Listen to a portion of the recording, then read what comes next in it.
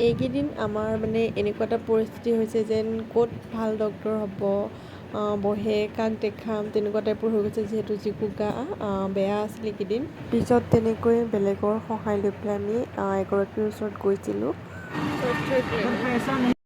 এখন হাতত বেগ, এখন হাতত গাড়ী, তেওঁ গৈ আছে আহি পালোঁ আমি ক্লিনিক।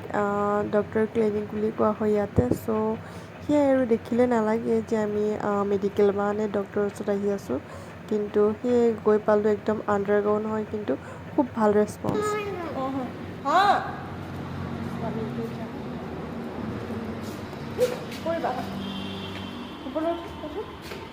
হাতত ভাল এটা আঙুলি নহয়, গোটেই হাতত ধৰা বোলা।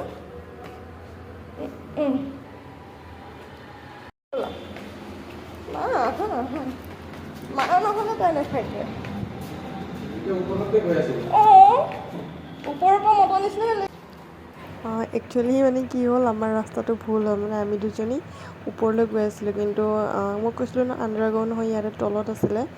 চ' আমি নাজানি দুইজনী ওপৰত গৈছোঁ। পিছত এওঁ আকৌ আমাক তললৈ লৈ আহিছে, তাকে কৈ আছে তোমালোক ওপৰত গৈ আছিলা। সেয়াই আৰু মইতো লিপষ্টিক লগোৱা নাছিলোঁ, অকণমান লগাই ল'লোঁ, মানুহ নাছিলে। তাৰপিছত আৰু এয়া এনেকৈ টেম্পাৰেচাৰটো আমি চেক কৰিলোঁ নিজে। তাৰপিছত তাইতো 102 আছিলে।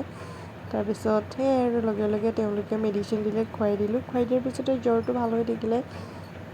আমাৰ ডক্তৰক দেখুৱাই হ'ল, একদম আণ্ডাৰগ্ৰাউণ্ড মেডিকেল হয়। ইমানেই ভাল মানে তেওঁলোকৰ ৰেচপঞ্চ, আৰু বহুত কম সময়ত হৈ গ'ল।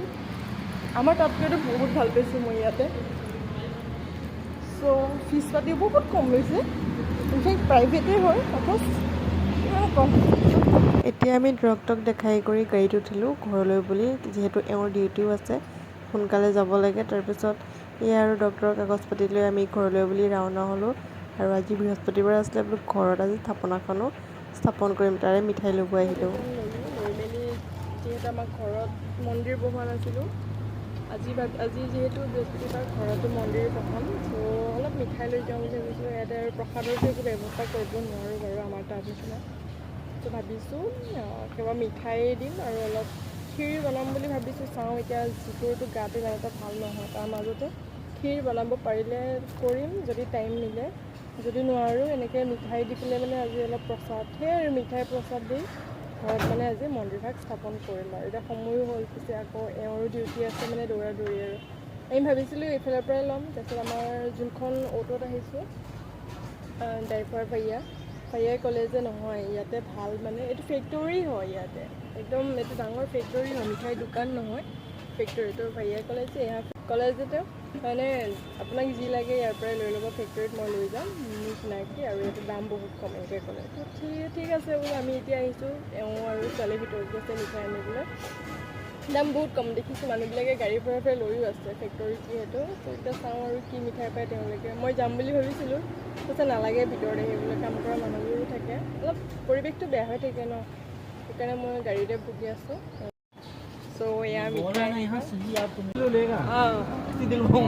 এইটো তাইক এক্সট্ৰাকৈ 1 কেজি লৈ আহিছে, 100 টকা। ঘৰ আহি পালোঁ, আৰু এতিয়া এওঁৰ ডিউটি যাব। চ' মই কিবা এটা বনাম, ভাত চাতটো এনেও আজি ভাত নাখাওঁৱে ন। তাই তাতে মেডিচিন খুৱাই দিছে যে ভাল পাইছে। আজি মন্দিৰ স্থাপন কৰিম, সিহঁতৰ ডিউটি যাব, মই যি পাৰোঁ কৰিম। ভাত পানী এনেও নবনাওঁ আজি, এতিয়া চুজি হালোৱা বনাওঁ তেওঁৰ কাৰণে, সেয়াই কৰিছে।